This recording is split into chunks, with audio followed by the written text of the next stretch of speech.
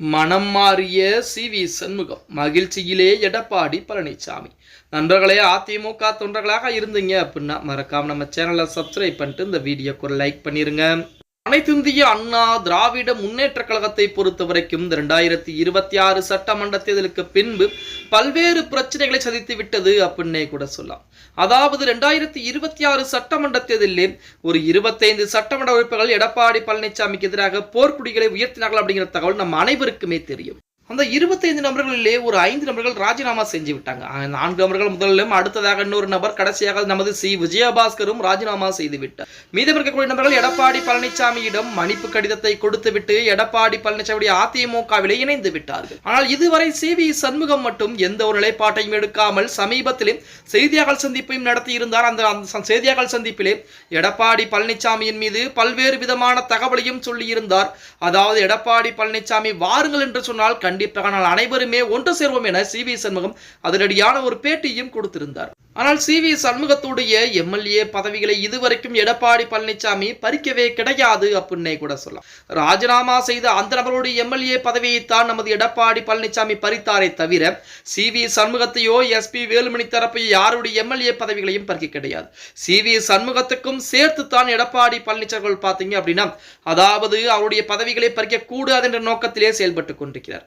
இப்படிப்பட்ட ஒரு சூழலில் நமது எஸ்.பி. வேலுமணியின் மூலமாகவும் அதிமுக இருக்கக்கூடிய எம்.ஆர். விஜயபாஸ்கர், நத்தம் விஸ்வநாதன் மூலமாக நமது சி.வி. சண்முகத்திடம் சமாதான பேச்சுவார்த்தை என்பது தொடங்கப்பட்டிருப்பதாக செய்திகள் என்பது இணையதளங்களிலே உலா வந்து கொண்டிருக்கிறது. அதாவது சி.வி. சண்முகத்திடம் இதற்கு மேல் நாம் போர்க்குடி உயர்த்தி என்ன செய்ய போகிறோம்?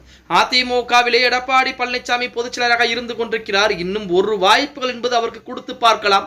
அந்த ஒரு வாய்ப்பிலே எடப்பாடி பழனிசாமி மீண்டும் சொதப்பி விட்டால் அதற்கு அடுத்தபடியாக நம்முடைய நாம் என்ன செய்ய வேண்டுமோ அதை மக்கள் முன்னிலே வைத்து பொதுக்குழுவை கூட்டி நாம் செய்யலாம். அது வரைக்கும் நீங்கள் பொறுமையாக இருங்கள் என எடப்பாடி பழனிசாமியிடம் தற்சமயம் எஸ்.பி. வேலுமணி தரப்பு சமாதான பேச்சுவார்த்தை என்பது பேசியிருப்பதாகும். அதன் காரணமாக எஸ்.பி. வேலுமணி சி.வி. சண்முகம் பார்த்தீங்க அப்படின்னா தற்சமயம் மனம் மாறி இருப்பதாக செய்திகள் என்பது இணையதளங்களிலே உலா வந்து கொண்டிருக்கிறது அப்படின்னே கூட சொல்லலாம். சி.வி. சண்முகத்தை பொறுத்த வரைக்கும் எடப்பாடி பழனிசாமியுடன் மோதல் போக்கிலே இருந்த போதிலுமே இதுவரைக்கும் எந்த இடத்திலுமே சி.வி. சண்முகம் அவர்கள் பார்த்தீங்க அப்படின்னா அதிமுகவினர் வெளியேறிக் கொள்கிறேன் எந்த விதமான அறிவிப்பையும் கொடுக்க கிடையாது அப்படின்னு சொல்லியாகணும். பொறுத்திருந்து பார்க்கலாம். சி.வி. சண்முகத்தை பொறுத்த வரைக்கும் அதிமுகவிலே முக்கிய முகமாக இருந்தவர்.